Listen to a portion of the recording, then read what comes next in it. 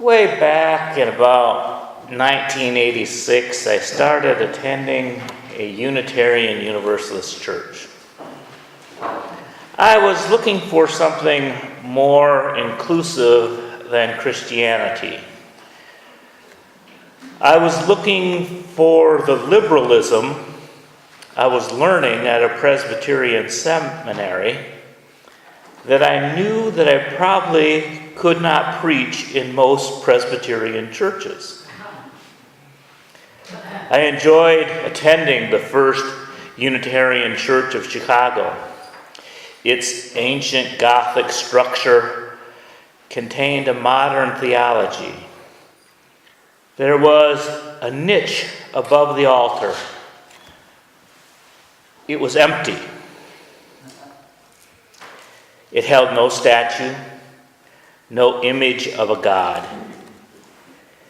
We were told to imagine what was most sacred to us and place it in that empty space. I like that. On a bright, sunny Sunday morning, I walked to church. I walked up the steps. I pulled on the door, and it was locked. And the sign said, "Closed for summer." And I wondered, what type of church is this? And I figured that because it was located in the shadow of the University of Chicago, that maybe just everything in the neighborhood closed down for summer.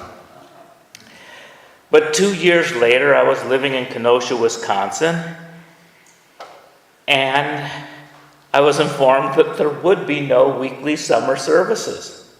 Instead, during the summer, we would gather once per month at somebody's home for a summer tea, and there would be a discussion. A couple years later, I was on the worship team, and I led a movement and said, yes, we will have services in the summer. I don't care how liberal we are. It just ain't right. It just ain't right. But still, summer is a slow time. Attendance falls off in all churches. In UU churches, the stream of people gets as dry as the Wabash. For those of you who leave town during the summer, that's pretty dry. The sandy banks on both sides are wider than the stream. Walking under the pedestrian bridge is almost as easy as walking over it. For those of you fortunate to have a summer vacation, your order of service should contain many options. Did that insert get in there? Yes. Good. I highly recommend General Assembly. It's only 3.5 hours away in Columbus this year. Gail and I drove about the same distance from Kenosha to Indianapolis in 1996 to attend our first General Assembly. And we were amazed. It's kind of exciting to see thousands of Unitarian Universalists at a time. And you realize that our small congregation is part of a movement, and that there are lots of people who think like you do. And with the exception of Portland, Oregon, where it was hard to pick out who the Unitarian Universalists are, in most cities, when you're at the UU convention, you can kind of just see and go, these aren't the people of Salt Lake City, these are my people. And you kind of get this feeling that this is your tribe and you belong to something bigger than yourself and a few strange people in your community. It's a really remarkable experience.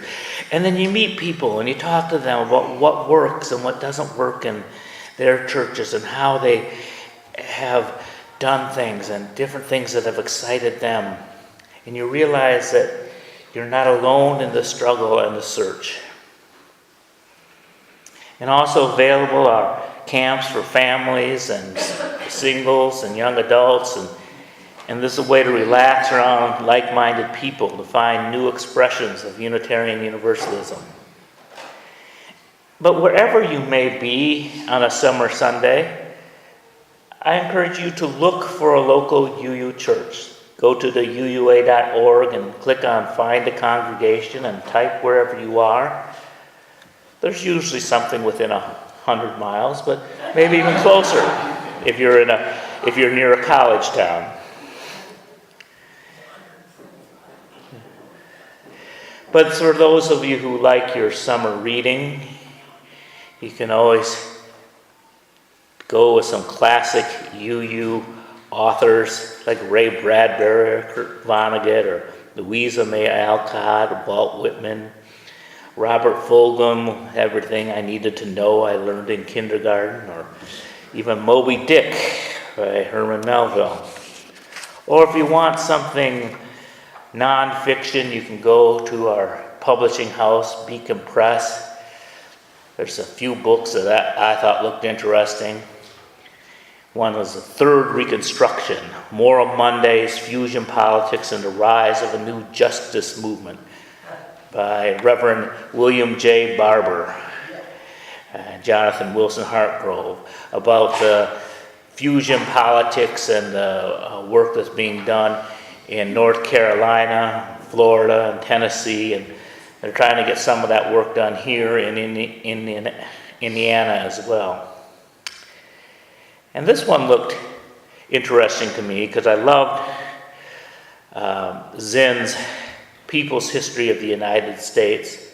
There's a book that was published last year called An Indigenous People's History of the United States by Roxana Dunbar Ortiz, who adroitly challenges the founding myth of the United States and shows how policy against indigenous people was colonialist and designed to seize territories of the original inhabitants, displacing or eliminating them. So it's a history that needed to be written and I think needs to be read. And then a book whose title I like because it's a pun, called Faithist. How an Atheist Found Common Ground with the Religious by Chris Stedman. The story of a former evangelical Christian turned openly gay atheist who now works to bridge the divide between atheists and the religious. That's good work if you can do it.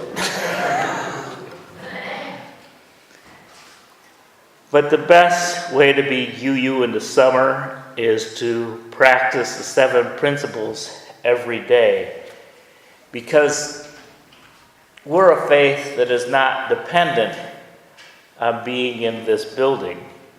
And was brought forth by one of the former ministers of this congregation.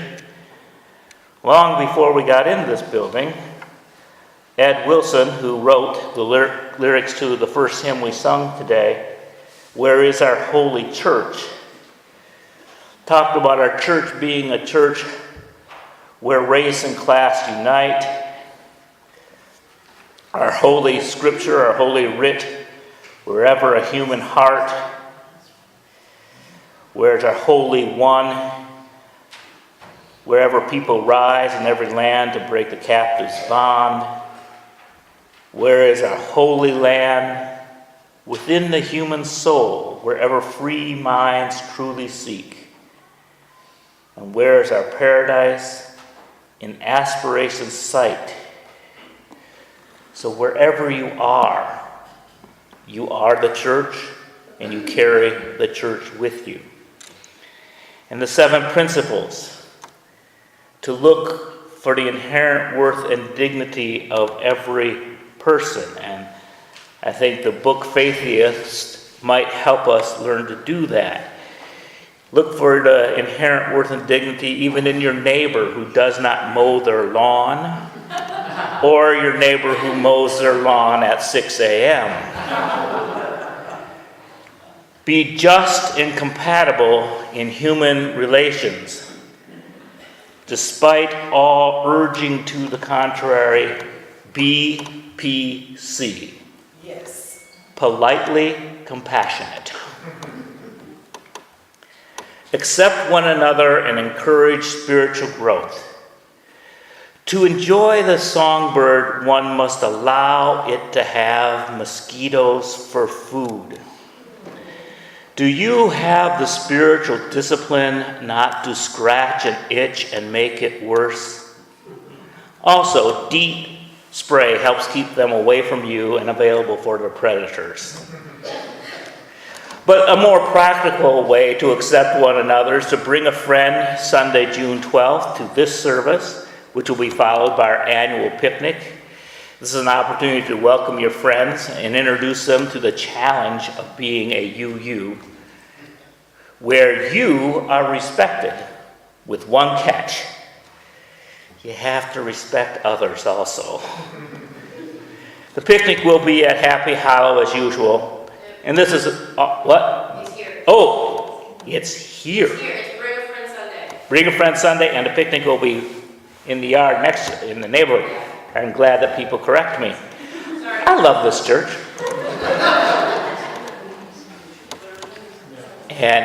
But it'll be outside, so it will be a good place to have your bug spray. And a free and responsible search for meaning. By hiking, biking, kayaking, you can be aware of your surroundings and learn without destroying Earth, our teacher. The right of conscience and the use of democracy. Many of you have voted already. I hope the rest of you vote by Tuesday. Unless you're voting for someone I don't like, then please vote on Wednesday. But this summer, make sure that you and your neighbor are registered to vote. Help the disenfranchised get the necessary ID to vote in November. To vote in November, people need to be registered by early October. This is an election where many are selling fear. May we bring the spirit of hope. Hope that diversity brings strength. Hope that inclusion is better than division. Hope that compassion trumps derision. Hope that there will be liberty and justice for all. To build a world community. Some of us may travel to other countries or invite visitors to our homes, increasing our understanding and breaking down walls. We may go for a vacation or send money to people in other countries who so desperately need it. And stay home is a way to build community. And finally, the seventh principle, respect for the interdependent web of which we are a part. Each fall when we gather, we will have water communion. It and flower communion are the two annual rituals of our tradition of Unitarian Universalism. We borrow Christmas and Easter and the occasional Jewish holiday, plus a smattering of holidays from around the world, but waters and flowers belong to Unitarian Universalists. They reflect our tradition of love and nature. Summer is special because that's when it's easiest for us to be out in nature. It's when we can smell the flowers and encounter water. In fall, we are to bring the water that we collected over the summer. But most people forget. But being Universalists, all are forgiven and will be forgiven this fall. But for this summer, I have provided a reminder. In your pews, are communion cup holders. Yes, that's what those little holes are for. And today I have placed upon them little plastic cups. You may have knocked them down as they came in, and there might be not enough in your row, but there's an empty row behind you. There might be some. And someone cleaned them off of the front row because they were being tidy. But find them. And they're small enough that you can just kind of keep them in your pocket. So they'll just remind you that you're a Unitarian Universalist in search of water, in search of a spiritual experience that will touch you during this summer. That anywhere in nature or in your home can be a place for a spiritual summer experience. And when you see that water, you can unscrew the cap and fill it up, and then screw the cap back on. And if you're brave, you can put it back in your pocket and carry it for the rest of the summer. But I do warn you that they're designed to hold beads, and I have no idea how well they hold water. So I would recommend placing them in a prominent place, perhaps at your dinner table, so when you eat, you can be reminded that you are a Unitarian Universalist that can have a spiritual experience anywhere. And then in the fall, when we come back together, you will have your little talisman, your little symbol of water, reminding you of a spiritual experience that you had over the summer. Knowing that wherever you are, even if you are alone, you belong to a community. You belong to a people that are with you, and you are with them. You are part of a beloved community. May we bless and be blessed.